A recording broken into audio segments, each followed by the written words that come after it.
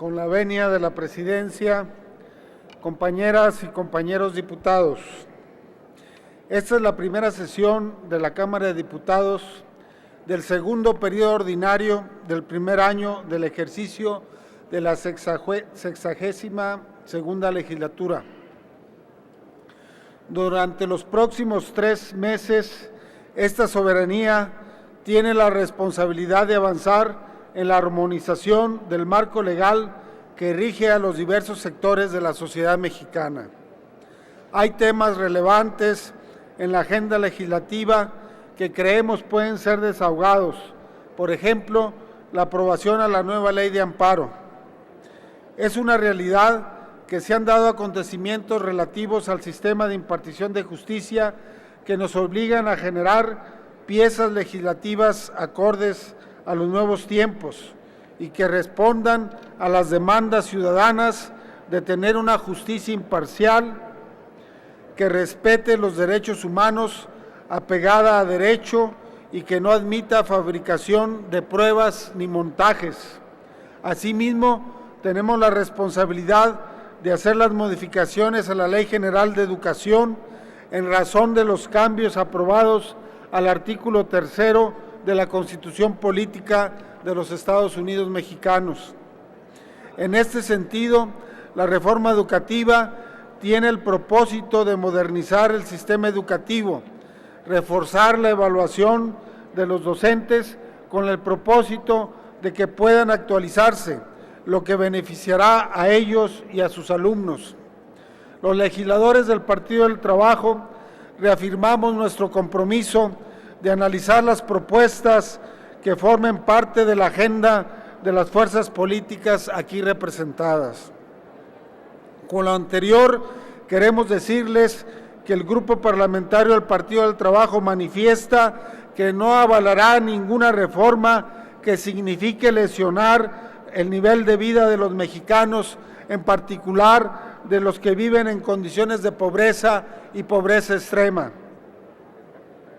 La reforma hacendaria debe sustentarse en eliminar los privilegios tributarios que tienen las grandes empresas, como la consolidación fiscal y el régimen de dividendos. Debemos discutir y gravar las operaciones en bolsa, mecanismo que se ha utilizado para no pagar el ICR en la venta accionaria. Existen medidas tributarias distintas a la aplicación de IVA en alimentos y medicinas, a lo cual nos oponemos.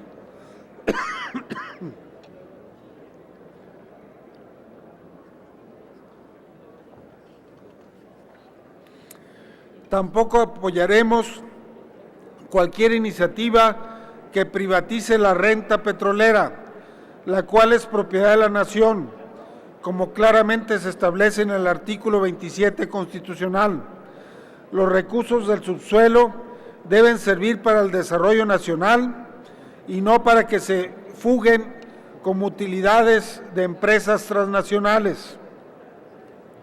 Permitir la entrada de capitales extranjeros para que se beneficien de la renta petrolera significa la intromisión en la soberanía de nuestro país. Se corre el riesgo de tener conflictos políticos con los países de origen de dichas empresas, como sucedió recientemente con Argentina y España. Creemos firmemente que el texto constitucional no es un dogma, es el resultado de una lucha histórica por fortalecer la soberanía, preservar la propiedad de la nación en los recursos energéticos, significa no claudicar en la soberanía nacional. La expropiación petrolera decretada por el general Lázaro Cárdenas permitió recuperar la propiedad del petróleo de manos de empresas extranjeras que se llevaban la riqueza y dejaban empobrecido a nuestro pueblo. El objetivo ha sido claro: hay que preservar esta riqueza para el beneficio de todos los mexicanos y no de unos cuantos extranjeros. Otro tema que es de importancia central es el relativo a la reforma en materia de telecomunicaciones, que se abre el sector a todos los participantes que cumplan con las condiciones legales aplicables, ampliando la competencia en beneficio de los televidentes. A la par de la apertura de más señales de televisión abierta, se debe fortalecer la oferta de los canales culturales, como los dedicados a espacios culturales de divulgación científica y educativa, por ejemplo. Por otro lado, estamos convencidos que la Cámara de Diputados debe promover que se expida una ley que regule el endeudamiento de las entidades federativas. El monto de pasivos registrados ante la Secretaría de Hacienda y Crédito Público es una cifra muy considerable. Estamos hablando de 404 mil millones de pesos, la mitad de lo que implicó el rescate bancario, que es de 800 mil millones de pesos. A la par de emitir esta ley, se debe modificar el pacto fiscal vigente para destinar mayores recursos a los municipios, sin dejar de lado que estos deben ejercer de manera plena sus potestades tributarias.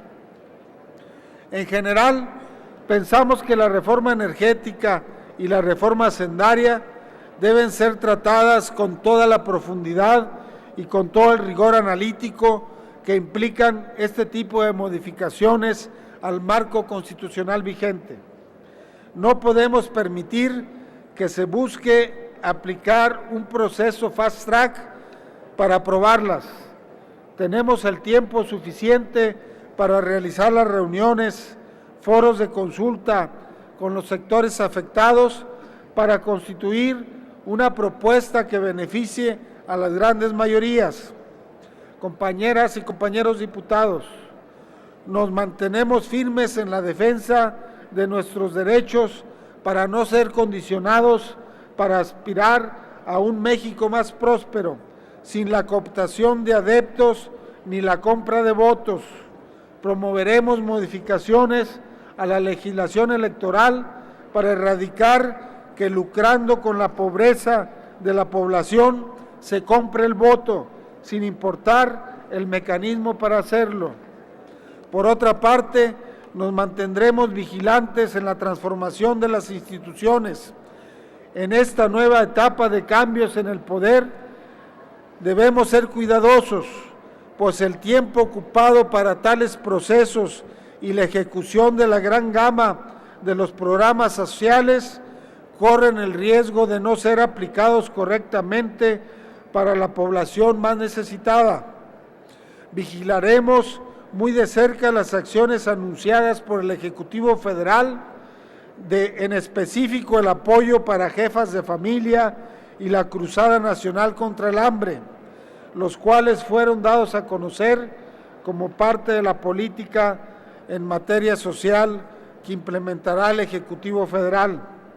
En este tenor, coadyuvaremos a la consolidación de un esquema que prevenga mayores beneficios y mayores alternativas de otorgamiento de dichos apoyos, pero en definitiva buscaremos que se aplique todo el peso de la ley para quien intente sacar provecho de la precaria condición de vida de los mexicanos esperanzados en los programas sociales que se convierten en un mecanismo de compra del voto.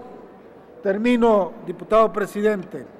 Los diputados del Grupo Parlamentario del Partido del Trabajo refrendamos nuestro compromiso de servir a la ciudadanía, de promover reformas que beneficien a las clases marginadas y se generen oportunidades de desarrollo y superación.